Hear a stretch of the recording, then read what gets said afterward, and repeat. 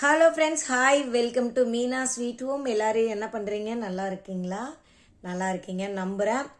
Okay friends, இந்த பதிவு எதுக்காக தெரியுமா?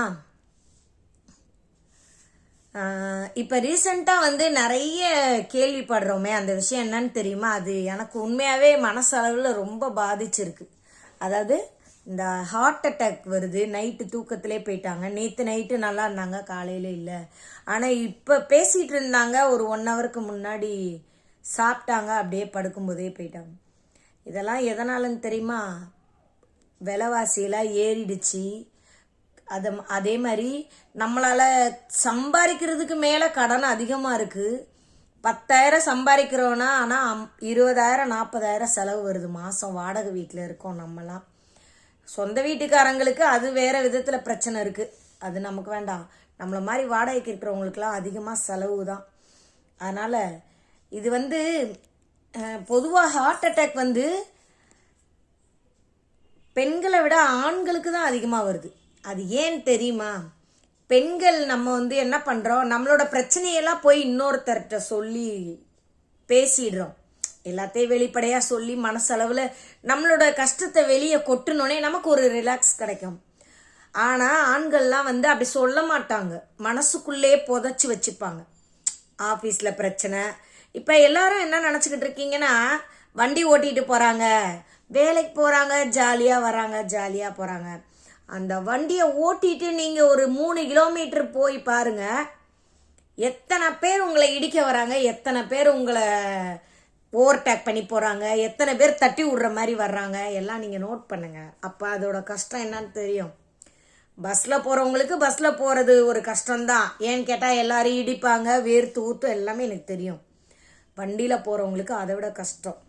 சரிங்களா? அப்போ இந்த ஆண்கள்லாம் காலையில் இவ்வளோ கஷ்டப்பட்டு வெளியே போய் வேலை செஞ்சு சம்பாரித்து வீட்டுக்கு அதனால் நீ ஆண்களுக்கு மட்டும் பேசுகிறேன்னு சொல்லாதீங்க. நான் முழுக்க முழுக்க எதுக்காக சொல்ல வரேன்னா, எல்லா பிரச்சனையும் ஆண்கள் மேலே தான் திணிக்கிறீங்க. சரிங்களா? வரவுக்கு அதிகமாக செலவு பண்ணி எனக்கு இது வேணும், எனக்கு இந்த இது வேணும், இது வாங்கணும், அந்த மாதிரி யோசிச்சு வைக்கிறீங்க. அதனால தான் ஆண்களால் வெளியே அந்த விஷயத்தெல்லாம் சொல்ல முடியல. எப்படி சம்பாதிக்க, இதெல்லாம் யோசிச்சு அந்த நைட்டு ஃபுல்லாக யோசிக்கிறாங்க பாருங்க, தூக்கத்திலே உயிர் பிரியுது பாருங்க. இதுதான் காரணம் முழுக்க முழுக்க. அதனால பெண்கள்லாம் கொஞ்சம் பார்த்து செலவு பண்ணுங்க, குடும்பத்தை நல்லா சிக்கனமாக நடத்துங்க, நல்லா சந்தோஷமாக இருக்கலாம். சரிங்களா? நான் ஒரு ஆள் தான், நான் மட்டும்தான் சம்பாதிக்கிறேன். என்னோட சம்பளத்தை வச்சு தான் என் பொண்ணை இது வரைக்கும் BA செகண்ட் இயர் வரைக்கும் வந்துட்டேன். இனிமேல் எப்படின்னு தெரியல, பார்ப்போம். இப்படியே கடவுள் வச்சுருப்பானா, நல்லா வைப்பானான்னு தெரியல.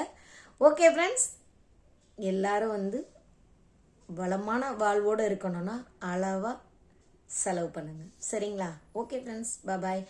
எனக்கு இந்த எல்லா இடத்துலையும் நிறைய இடத்துல தெரிஞ்சவங்களாம் ஹார்ட் அட்டாக்னு சொல்லியும் எனக்கு ரொம்ப கஷ்டமாக இருந்தது. நான் பொதுவாக இப்போ ரீசண்டாக ஒருத்தர் கேள்விப்பட்டேன். ஆனால் அதுக்கு முன்னாடி நாங்கள் ரொம்ப பழகின ஒருத்தர் இறந்துட்டாங்க. எனக்கு ரொம்ப கஷ்டமாக இருந்தது.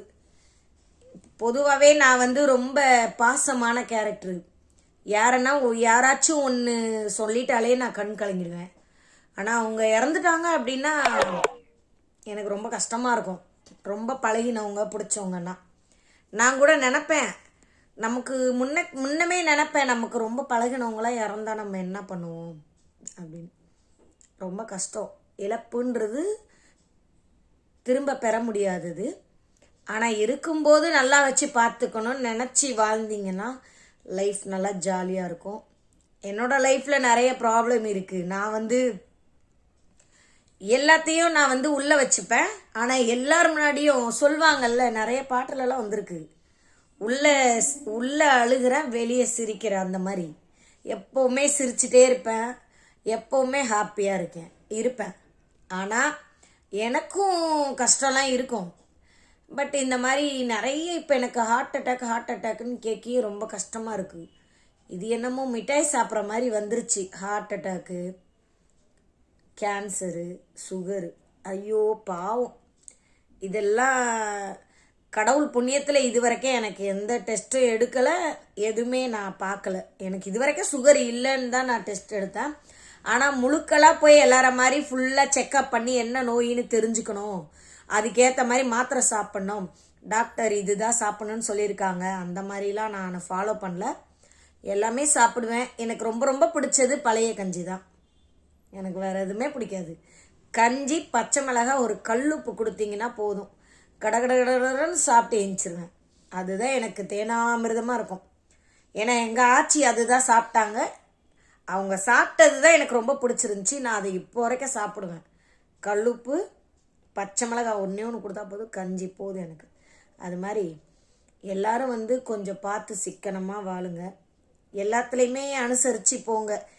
அதே மாதிரி மற்றவங்க மனசை கஷ்டப்படுத்துகிற மாதிரி எதுவும் பேசாதீங்க. இன்னைக்கு இருக்கிறவங்க நாளைக்கு இல்லை. இருக்குதுன்னு நம்ம பேசணும்னா கடவுள் நம்மளை பின்னாடி பார்த்துப்பான். சரிங்களா? ஓகே ஃப்ரெண்ட்ஸ், எனக்கு ரொம்ப மனசுக்குள்ளே இது பேசணும்னு இருந்தது ரொம்ப நாளாக. நிறைய பேர் எங்கே கேட்டாலும் ஹார்ட் அட்டாக் வந்துருச்சு, அவங்க நேற்று தான் இறந்துட்டாங்க, அவங்க இப்படி இறந்துட்டாங்கன்னு சொல்லும்போது ரொம்ப மனசு வலிக்குது. அதனால் எல்லாரும் பார்த்து நல்லபடியாக வாழுங்க. நோய் இல்லாத வாழ்வு வேணும்னு கடவுளை வேண்டிப்போம். சரிங்களா? ஓகே ஃப்ரெண்ட்ஸ், பாய்.